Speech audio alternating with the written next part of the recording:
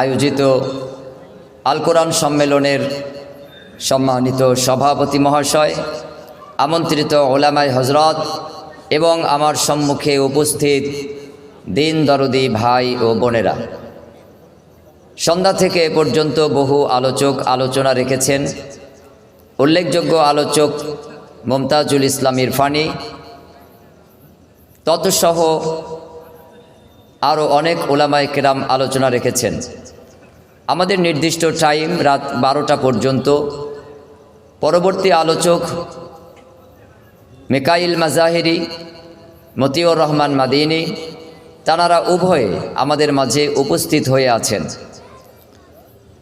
আমি আমার সকল ভলান্টিয়ার্স এবং অন্যান্য দায়িত্বশীল যারা, তাদেরকে আমি অনুরোধ রাখব যেসব দায়িত্বে যারা যে স্থানে যাদের দায়িত্ব দেওয়া হয়েছে সেদিকে খেয়াল রাখা, প্লাস যাদের কাজ নেই তারা যেন আমরা এই মঞ্চে এসে উপস্থিত হই, আমরা বসি। আজকে আমাদের ডাক ছিল আল কোরআন সম্মেলন ও জেলাব্যাপী প্রতিযোগিতা। আলহামদুলিল্লাহ, আমরা সকাল 8টার কিছুটা পর থেকে নিয়ে সন্ধ্যা পর্যন্ত সেই প্রতিযোগিতা, পাশাপাশি পুরস্কার বিতরণী আমরা করেছি। সেই সাথে আমরা সাধারণ শ্রোতা এবং দর্শক যারা ছিলেন তাদের মধ্যে অল্প কিছু প্রতিযোগিতা আমরা করেছি। আর আমরা সন্ধ্যা থেকে তার মূল পর্ব বক্তব্য এটা আমরা শুরু করেছি। আসলে আজকে বর্তমান প্রেক্ষাপটের আলোকে মানব সমাজ, মানব সভ্যতা থেকে একটা বিপরীত দিকে চলমান, অথচ আমরা প্রত্যেকেই বলি যে আমরা সভ্য, আমরা প্রত্যেকেই বলি যে আমরা ভালো, কিন্তু আমরা কাজ করি তার বিপরীত। আল্লাহ সুবহানাহু ওয়া তাআলা তাই পবিত্র কোরআনে বলেন, লিমা তাকুলুনা মা লা তাফআলুন, যাহা তুমি করো না তা কেন অপরকে বলো। তো আমাদের চিন্তা যদি এক হয় আর কাজ যদি আরেক হয়, তাহলে আমরা বিপরীতমুখী হব। আর তার জন্য আল্লাহ সুবহানাহু ওয়া তাআলা শাস্তি রেখেছেন, আর সেই শাস্তি হলো বিপর্যয়। এই বিপর্যয়ের হাত থেকে বাঁচানোর জন্য আল্লাহ সুবহানাহু ওয়া তাআলা কোরআনে কারীম নাজিল করেছেন। এই কোরআনুল কারীম সম্পর্কে অনেকেই আমাদের সামনে আলোচনা রেখেছেন। আর আলহামদুলিল্লাহ, আমাদের ডাকও ছিল আল কোরআন সম্মেলন। এতগুলি শব্দ থাকতে আমরা কেন আল কোরআন সম্মেলন লিখলাম? কারণ কোরআন এই শব্দের অর্থ হলো আমার আবশ্যকীয় পাঠনীয় বিষয়, যা আমাকে পড়তে হবে। যেমন আমাদের ঘর থাকে, বইটির নাম আমার বই। আসলে আমার বই নামের অর্থ হলো যে বইটা আমার জন্য উপযোগী, আমার জন্য প্রয়োজনীয়, আমার জন্য কল্যাণকর। তো কোরআন আবশ্যকীয় পঠনীয় একটি গ্রন্থ, মানব জাতির হেদায়েতের জন্য আল্লাহ সুবহানাহু ওয়া তাআলা দিয়েছেন। কিন্তু সেই মানব জাতি কোরআনকে শুধুমাত্র তেলাওয়াতের জন্যই তারা আজকে ব্যবহার করছে না, এই কোরআনকে সে তার ব্যক্তি, পরিবার এবং সামাজিক জীবনে গ্রহণ করেছে না, সে এই কোরআন থেকে কোনো সফলতার একটা রূপরেখা বের করতে পেরেছে, অর্জন করতে পেরেছে। তার জন্য কিন্তু আজকে মানব সভ্যতা থেকে আমরা বিপরীত দিকে ছুটে চলেছি। আপনি বৈশ্বিক অবস্থা যদি দেখেন, অর্থাৎ পৃথিবীর অবস্থা, তাহলে আপনি দেখবেন পৃথিবীর মানুষগুলি বিভিন্ন অশান্তিতে আজকে নিমগ্ন আছে। কেন? কারণটা কি? আর তার মধ্যে যদি দেখেন, তাহলে মুসলিম সম্প্রদায়, ইসলাম ধর্মের অনুসারী যারা, তারা বেশি জর্জরিত, বেশি সমস্যাভুক্ত। এর কারণ আমরা দাবি করছি এক, আমাদের কাজ এবং কর্ম হচ্ছে তার ভিন্নটা। মহান সত্তা আল্লাহ সুবহানাহু ওয়া তাআলা পবিত্র কোরআনের প্রাথমিক বা মূল নামকরণের মাধ্যমে মানুষকে এটা বোঝানোর চেষ্টা করেছেন যে এটা অবশ্য পঠনীয় একটি কিতাব, একটি গ্রন্থ, যা পড়তে হবে, বুঝতে হবে এবং মেনে চলতে হবে। আমি আজকে আপনাদের সম্মুখে যে বিষয় নিয়ে আলোচনা করতে চাই, আলোচ্য বিষয় আল কোরআন বুঝে পড়া উচিত। দেখেন, পৃথিবীতে এখন আধুনিক কারিকুলাম চলছে। আমি আধুনিক যন্ত্রপাতির কথা বলছি, এটা রেকর্ড হচ্ছে, লাইভ চলছে। আজকে হয়তো পৃথিবীর মানুষ অল্প সংখ্যকে দেখছে, শুনছে, কিন্তু এই বক্তব্যগুলি, এই প্রোগ্রামগুলি 20 বছর পর, 50 বছর পর, 100 বছর পর আল্লাহ চাহে তো কোটি কোটি মানুষ, লাখ লাখ মানুষ অথবা অসংখ্য মানুষে দেখবেন এবং তার থেকে তারা কিছু শিক্ষা নেবেন। এটা এমন নয় যে শুধু আমার বক্তব্য, এটা পৃথিবীর সমস্ত বক্তাদের কাছ থেকেই আমরা আশা করি তারা যেন একটা সুদূর প্রসারী চিন্তাভাবনা নিয়ে তারা মুখ খোলেন, তারা কথা বলেন। কারণ মানব জাতি পৃথিবীর জন্য একটা নিদর্শন, পৃথিবীর সর্বশ্রেষ্ঠ সৃষ্টি। তারা যদি তাদের কর্মসূত্রে, তাদের সম্পাদন নীতিতে কোনো নিদর্শন রেখে না যেতে পারে, কোনো ভূমিকা পালন করতে না পারে, তারা যদি এই পৃথিবীর জন্য যদি কোনো অবদান না রাখতে পারে, তাহলে এই পৃথিবীর একটা মানুষ আর অন্য প্রাণীর সাথে কোনো সম্পর্ক বা পার্থক্য থাকে না, একেবারে তার সাথে মিলে যায়। এখান থেকে আল্লাহ সুবহানাহু ওয়া তাআলা আমাদেরকে বারংবার বোঝানোর চেষ্টা করেছেন। দেখেন, আজকে কোরআন না বোঝার কারণে আমাদের এই বিপরীত অবস্থান প্রতিটি ক্ষেত্রে, এবং আমরা বিপর্যস্ত। উদাহরণস্বরূপ আমি বলি যে কোরআন বোঝা কতটা জরুরি। মনে করেন একটা গাড়ি নষ্ট হয়েছে আর আমি গাড়ির চালক, গাড়ির মালিক আপনি। আপনাকে আমি বললাম যে আপনার এই গাড়িটা এখন নষ্ট, আপনার গাড়িটা চালাতে গেলে এখন 5 কেজি চিনি লাগবে, 5 কেজি চাল লাগবে, 2 কেজি আলু লাগবে, 1 কেজি পেঁয়াজ লাগবে। আজকের দিনে 2024-এ আমি যদি এ কথা বলি একজন ড্রাইভার, একজন গাড়ি মালিককে, সে আমাকে বলবে এই লোকটার মাথা খারাপ হয়ে গেছে, একে ড্রাইভিং থেকে সরাও। কিন্তু আজ থেকে সুদীর্ঘকাল যদি আমরা 50 বছর আগে যাই, 60 বছর আগে যাই, 70 বছর আগে যাই, তখন কিন্তু একজন ড্রাইভার এই কথা বললে গাড়ির মালিক চাল, ডাল, আলু, পেঁয়াজ যোগান দিত।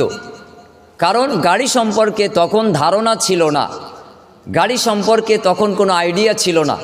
আজকে আমাদের সমাজ ব্যবস্থায় যখন ইসলামের কোনো বিধিবিধানের ব্যাপার আসে, তখন আমরা দেখতে পাই যে বিভিন্ন জনের কাছে আমরা জিজ্ঞেস করি এবং বিভিন্ন রকম উত্তর আসে। আর আমাদের মধ্যে আসে বৈপরীত্য, আমাদের মধ্যে আসে মতভেদ। কারণ সে গাড়ি সম্পর্কে ধারণা ছিল না, রাখতো না বলে সে চাল, ডাল, আলুর ব্যবস্থা করে গাড়ি ঠিক করতে চাইতো। আজকে যদি আপনার আত্মীয় মারা যায় আর আপনি আমাকে যদি জিজ্ঞেস করেন, তখন হয়তো আমি বলবো এর জন্য 1 মসজিদ মুসল্লি খেতে দিতে হবে। আমি হয়তো বলবো যে এর জন্য 1 খতম কোরআন পড়তে হবে। আমি হয়তো আরও অনেক কথা বলবো। কারণ আপনি ইসলামী সমস্যায় পড়েছেন, আপনি একটা ধর্মের সমস্যায় পড়েছেন, আর আমি আপনাকে এমন কিছু ব্যবস্থা দিলাম সাথে খাওয়া দাওয়া জড়িত, যার সাথে অর্থ সামগ্রী জড়িত। এটা ওই ন্যায় যেমনটা গাড়ি নষ্ট হলে চাল, ডাল, আলু, পেঁয়াজ দাবি করা একজন ড্রাইভার, চাতুর ড্রাইভারের অবস্থা। আমি একজন দিনের প্রচারক, আমাকে যদি আপনি প্রশ্ন করেন আর আমি যদি বলি ঠিক আছে ভাই, আপনার পিতা সালাত আদায় করেনি, কোনো অসুবিধা নেই, জানাজার আগে আপনি একটু আমাকে কাফফারা দিয়ে দেবেন, 5000 টাকা দেবেন বা 200 টাকা দেবেন, একটা কাফফারা আদায় করে দেবেন, তাহলে আপনার আত্মীয় সালাত আদায় করেনি, এটা ধর্তব্যের মধ্যে পড়বে না। আপনি তখন কোরআন না বোঝার কারণে, ইসলামকে না জানার কারণে, না বোঝার কারণে আপনি তাকে এই টাকাটা প্রদান করেন, আর সে তখন এই টাকাটা দিয়ে নিজে উপকৃত হয় বা অন্য কোনো কাজে লাগায়। কিন্তু আপনি যে উদ্দেশ্যে দিলেন, আপনার কিন্তু কোনো ব্যক্তি বিশেষ উপকার হলো না, না আপনার, না মৃত্যু ব্যক্তির। কারণ ইসলাম এই ক্ষেত্রে এখানে কোনো অর্থকড়ির ব্যবস্থা রাখেনি। কারণ সালাত অত্যন্ত গুরুত্বপূর্ণ একটি ইবাদত। যদি কেউ ইচ্ছাকৃত 1 রাকাত 1 ওয়াক্ত সালাত ছেড়ে দেয়, তাকে 1 হুকুবা সমপরিমাণ সময় জাহান্নামের শাস্তি ভোগ করতে হবে। সেটা কতদিন? 80 বছর হতে পারে, 80,000 বছর হতে পারে, 80 বছরের কম নয়। এই সুদীর্ঘকাল বিরাট একটা সময় আমাকে আপনাকে এই শাস্তি ভোগ করতে হবে। সেটা কি? কাফফারা দিয়ে একটা টাকার পরিমাণে আমরা বিনিময় করে কখনো আমরা এটা পরিশোধ করতে পারি? ইসলাম এই ধরনের কোনো ব্যবস্থাপনা দিয়েছে কি? ইসলাম দেয়নি। এটা কখন হয়? যখন আপনি ইসলামকে বোঝেন না, যখন আপনি কোরআন বোঝেন না, তখন এই সমস্যাগুলি হয়। আর আমরা মানুষকে ইসলাম সঠিকভাবে বোঝাতে চাই না। কারণ যদি ইসলামকে সঠিকভাবে বোঝাই, তাহলে আমার মতন বক্তার পকেট ভরবে না। যদি আমরা ইসলামকে সঠিকভাবে বোঝাই, তাহলে যে ধর্ম ব্যবসা এগুলি চলবে না, তার জন্য মানুষকে নিরক্ষর রাখা হয়, ধর্মজ্ঞান থেকে দূরে রাখা হয়। আর তাদেরকে বলা হয় তোমরা যে যেখানে আছো সেখানেই থাকো, বছর মাঝে আমার ওরসে একবার আসবে, বছর মাঝে আমার দাবিটা পূরণ করবে, ব্যাস আমি তোমার জন্য একটা দোয়ার ব্যবস্থা করে দেব, তুমি নাজাত পেয়ে যাবে। আর আমরা সাধারণ মুসলিম, আমরা মনে করি এটাই মনে হয় ইসলামী ব্যবস্থাপনা। অথচ আল্লাহ সুবহানাহু ওয়া তাআলা পবিত্র কোরআনকে মানব জাতির জন্য অতীব সহজ করে তিনি বলেছেন। আল্লাহ সুবহানাহু ওয়া তাআলা বলেন কুরআনান আরাবিয়্যান লাআল্লাকুম তাআকিলুন, কোরআনকে আমি আরবি ভাষায় অবতীর্ণ করেছি যাতে করে সব স্তরের মানুষ কোরআন সহজে বুঝে নিতে পারে। সূরা ইউসুফ আয়াত নম্বর 2। আল্লাহ সুবহানাহু ওয়া তাআলা বলেন সূরা ইসরা আয়াত নম্বর 106, ওয়া কুরআনান ফারাকনাহু লিতাকরাহু আলান নাস আলা মুকসিউ ওয়া নাযালনাহু তানজিলা, কোরআনকে আমি পৃথক পৃথক করে অবতীর্ণ করেছি, কখনো 5 আয়াত, কখনো 10, কখনো অর্ধেক সূরা, কখনো পূর্ণাঙ্গ একটি সূরা। এভাবে প্রায় 23টি বছর ধরে কোরআন নাজিল করেছি যাতে করে আলান্নাস সমগ্র মানুষেরা কোরআনকে সহজে উপলব্ধি করতে পারে। আমি এই কোরআন বোঝার গুরুত্ব বোঝাতে যে সাধারণত একটা উপমা দিয়ে থাকি। মনে করেন আপনার একটা ছেলে খুবই সৎ, ভালো, আলহামদুলিল্লাহ, এই ছেলেটা দেশে কোনো চাকরি, কোনো ব্যবসা বাণিজ্য পেল না, তখন সে সিদ্ধান্ত নিল যে আমি একটা বিদেশে যাব। এরপর সে পৃথিবীর মধ্যে অন্যতম একটি দেশ কুয়েতের ভিসা নিতে গেল, একটা ভিসা অফিসে, কোম্পানিতে গেল এবং তার সাথে চুক্তিবদ্ধ হলো যে ভাই আমি কুয়েত যেতে চাই, আমাকে কুয়েতের একটা ভিসার ব্যবস্থা করুন। তিনি ডকুমেন্ট জোগাড় করতে বললেন, সময় নিলেন এবং টাকায় চুক্তিবদ্ধ হলেন। 4 লাখ টাকা লাগবে কুয়েত যদি যেতে চাই। আপনার সন্তানের জন্য আপনার বসত ভিটের পাশের অংশ বিক্রি করে আপনি তার জন্য 4 লাখ টাকা জোগাড় করলেন, ভিসা কোম্পানির কাছে দিলেন, তারা আপনার ছেলের জন্য ভিসা এনে দিল। আপনার ছেলে দমদম এয়ারপোর্ট থেকে কুয়েতে রওনা হয়ে গেল। আপনি বাপ, আপনি ছেলেকে বললেন বাবা তুমি যখন কুয়েতে পৌঁছবে একটা ফোন করবে, আর ওখানে যে তুমি যখন মাসে স্যালারি পাবে, বেতন পাবে, তোমার হাত খরচা যা লাগে সেগুলি আগে নেবে, অবশিষ্ট যদি কিছু থাকে আমাদের জন্য বাড়িতে পাঠাবে। আমরা তোমার বাবা মা আমাদের জীবনের সর্বশেষ অর্জনটুকু বিক্রি করে তোমাকে পাঠালাম, ব্যাস এতটুকুই। আপনার সৎ ছেলে, ভালো ছেলে, আলহামদুলিল্লাহ। সে কুয়েত পৌঁছালো, মাস শেষ হলো। যেসব দেশগুলি মাস শেষ হওয়ার আগে বেতন দেয়, স্যালারি দেয়, তার মধ্যে অন্যতম কুয়েত। এবং 27 তারিখে আপনার স্যালারি, আপনার বেতন আপনার কাছে পৌঁছে দেওয়া হলো। আপনি যোগ্য ছেলে, আপনার পিতার ঠিকানায় আপনি একটা ড্রাফট করে টাকাটা পাঠিয়ে দিলেন। তখন এত আধুনিক যুগ নয়। আপনাকে পিয়ন এসে একটা চিঠি দিল, আপনি খামটা খুললেন, এরপর আপনি দেখলেন আরবিতে লেখা একটা কাগজ। আপনি পড়ালেখা জানেন না, শিক্ষা আপনার মধ্যে নেই। আপনি খামটা খুলে কাগজটা দেখে আপনি রাগে ফেলে দিলেন। আপনার স্ত্রী আপনার আওয়াজ শুনে চলে আসলো, কি ব্যাপার খোকার মা, এত চিৎকার করছো কেন? বলে দেখো তোমার সোনার ছেলে বিদেশে যে আমাদের দরকার টাকা, এখন আমাদেরকে দিচ্ছেন একটা কাগজ। আর তার মাও নিরক্ষর। সে ভাবলো আমার ছেলের হাতের লেখা, মায়ের মনে ভালোবাসা বেশি, তাই সে চিঠিটাকে ছেলের হাতের লেখা মনে করে তার পুরনো কাপড়ের ভাঁজের মধ্যে রেখে দিল। পরের মাস পিয়ন এসে চিঠি দিল, তারপর পিয়ন এসে চিঠি দিল, একই পরিবেশ। 2 বছর শেষ, ভিসার মেয়াদ শেষ, কুয়েত থেকে আপনার ছেলেটা বাড়িতে ফিরেছে দমদম এয়ারপোর্ট। এরপর গাড়ি ধরে আপনার বাড়ি এসে বলছে আসসালামু আলাইকুম আব্বাজান, কেমন আছেন? তিনি তখন বলছেন ওয়ালাইকুম আসসালাম, আলহামদুলিল্লাহ ভালো আছি, কিন্তু তোমার মতন ছেলে আমাদের দরকার নেই। আমরা আমাদের বসত ভিটে বিক্রি করে তোমাকে পাঠালাম, আর তুমি 2 বছর সেখানে বসে রাজার হালে থাকলে আমরা বাঁচলাম কি মরলাম এ চিন্তা তুমি করনি। তোমার মতন ছেলে আমাদের দরকার নেই। মুখটা দেখেছি, ভালো আছো, ঠিক আছে, তুমি তোমার পথ দেখো। ছেলে বুদ্ধিমান, শিক্ষিত। সে বলল বাবা কি হয়েছে? বাবা কথাই শুনল না, বাবা চলে গেল। মাকে জিজ্ঞেস করলো, মা বাবা এরকম করছে কেন? আমি তো প্রথম মাসে 27 তারিখে তোমাদেরকে 2 লাখ টাকা পাঠিয়েছি। বাপ অন্য ঘর থেকে শুনে রেগে আগুন, 2 লাখ? 2 টাকা দেয়নি, এখন বলে 2 লাখ। বাবা এই কথা বলার সাথে সাথে ছেলে বুঝতে পারলো যে বাবা মায়ের কি অবস্থা। তখন সেই ছেলে বলল, আব্বা আপনি কি আমার কোনো চিঠি পেয়েছেন? তোমার চিঠি পেয়ে আমি কি করব? বলল, সেই চিঠিগুলি কোথায়? মা তখন বললেন, বাবা তোর হাতের লেখা মনে করে আমি পুরাতন কাপড়ের ভাঁজে রেখে দিয়েছি, দেখি। কাগজগুলি বের করে দিলেন, ছেলেটা হাতে নিল, বাবা ডান হাত ধরল, চলো বাদুড়িয়া SBI ব্যাংকের ক্যাশ কাউন্টারে। ক্যাশ কাউন্টার ক্যাশিয়ার সাহেব বললেন, এখন এটা হবে না, আপনি ম্যানেজারের সাথে যোগাযোগ করেন। সেগুলি নিয়ে আপনি ম্যানেজারের কাছে গেলেন। আপনি বললেন, স্যার আমি ড্রাফট করে আমার বাবা মার জন্য মাসে মাসে 2 লাখ করে টাকা পাঠিয়েছি কুয়েত থেকে, কিন্তু আমার বাবা মা শিক্ষিত নয়, তারা কাগজ মনে করে এটাকে ফেলে দিয়েছিল। আজকে আমি বাড়ি এসে এই অবস্থা দেখেছি, কি প্রসেসিং আছে আপনি একটু ব্যবস্থা করে দেন। আলহামদুলিল্লাহ ম্যানেজার সাহেব দেখলেন, কম্পিউটার অন করলেন, অপশন মিলিয়ে দেখলেন ড্রাফট সঠিক, টাকাগুলি ঠিকঠাকই পাঠানো হয়েছে। এরপর তিনি একটা লম্বা সিগনেচার করে দিলেন, কম্পিউটারে ওকে করে দিলেন, আর বললেন 2 নম্বর ক্যাশ কাউন্টারে যান। ছেলে এবং ছেলের বাবা একসাথে দাঁড়ালো। ক্যাশ কাউন্টারের ক্যাশিয়ার তিনি একসাথে 2 বছরের প্রত্যেক মাসের 2 লাখ করে টাকা একসাথে সামনে হাজির করে দিলেন। আর তখন ছেলের বাবা মাথায় হাত দিয়ে বসে পড়েছে, হায় আফসোস, আমার স্ত্রীর পুরাতন কাপড়ের ভাঁজে 2 লাখ করে টাকার একটা কাগজ ড্রাফট রেখে আমরা না খেয়ে সময় কাটিয়েছি, আমরা বিপর্যস্ত পরিবেশে থেকেছি, আমরা বিভিন্ন সমস্যার সম্মুখীন হয়েছি।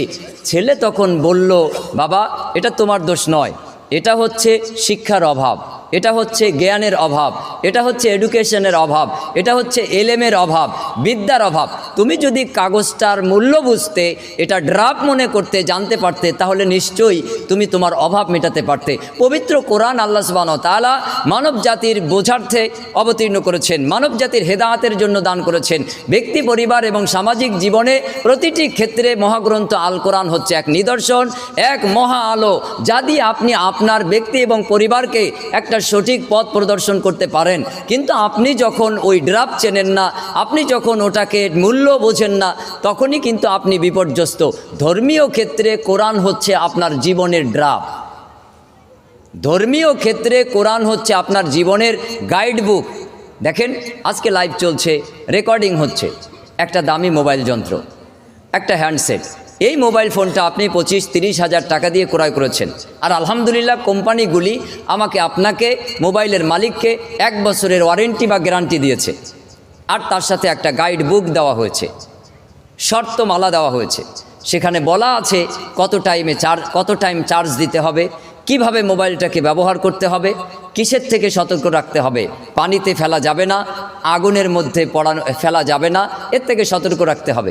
এরপর আপনি 1 বছর ওয়ারেন্টি কিংবা গ্যারান্টি পাবেন। আপনি যদি মনে করেন আমি 25 হাজার টাকা দিয়ে আমি হ্যান্ডসেটটা কিনে এনেছি, ব্যাস এটা আমার, আপনি বাড়িতে আসলেন, একটা বালতি নিলেন, ট্যাপ ছাড়লেন, হাফ বালতি পানি ভরলেন, আর আপনি মনে করলেন পানিটাও আমার, বালতিটাও আমার, আর মোবাইলটাও আমার, কোম্পানি আমাকে 1 বছরের ওয়ারেন্টি কিংবা গ্যারান্টি দিয়েছে, আলহামদুলিল্লাহ কোনো অসুবিধা নেই। মোবাইলটাকে আপনি পানির মধ্যে ডুবিয়ে দিলেন, মাত্র 30 মিনিটের ব্যবধান। 1 বছরের ওয়ারেন্টি আছে কোম্পানির মোবাইলটায়। আপনি তখন শোরুমে গেলেন, যে বললেন, স্যার আমার মোবাইলটা আমি বালতির পানিতে ফেলে দিয়েছি, আমার এখনও 1 বছর ওয়ারেন্টি আছে, আমাকে আপনি মোবাইলটা পরিবর্তন করে দেন। মোবাইল শোরুম আপনাকে কি বলবে? আপনাকে বলবে, গাইডবুকটা দেখো, এখানে লেখা আছে যদি তুমি পানিতে ফেলো, আগুনে পুড়ে যায়, তাহলে ওয়ারেন্টি বাতিল হবে, তোমার গ্যারান্টি বাতিল হয়ে যাবে। আপনি যদি মোবাইল কোম্পানির মালিকের কাছেও যান, দড়ি দরবার করেন, আপনাকে ওয়ারেন্টি দেওয়া হবে না, গ্যারান্টি দেওয়া হবে না, কারণ আপনি গাইডবুক ফলো করেননি। আপনি আপনার মনস্কামনা পূরণের জন্য আপনি নিজস্ব চিন্তা চেতনা দিয়ে আপনি পথ অতিক্রম করেছেন। আল্লাহ সুবহানাহু ওয়া তাআলা মানব জাতি ও জিন জাতির জন্য একটা গাইডবুক দিয়েছেন, আর সেই গাইডবুকের মাধ্যমে আল্লাহ সুবহানাহু ওয়া তাআলা আমাদেরকে ওয়ারেন্টি এবং গ্যারান্টি দিয়েছেন। সেই গ্যারান্টি হলো জান্নাতে ফিরে যাওয়া। জান্নাত এটা হলো মানুষের পৈতৃক বাড়ি, আমাদের আসল বাড়ি। এই বাড়িতে আমরা আবার ফিরে যেতে পারবো যদি আমরা আল্লাহর দেওয়া গাইডবুক পবিত্র কোরআন অনুযায়ী চলি।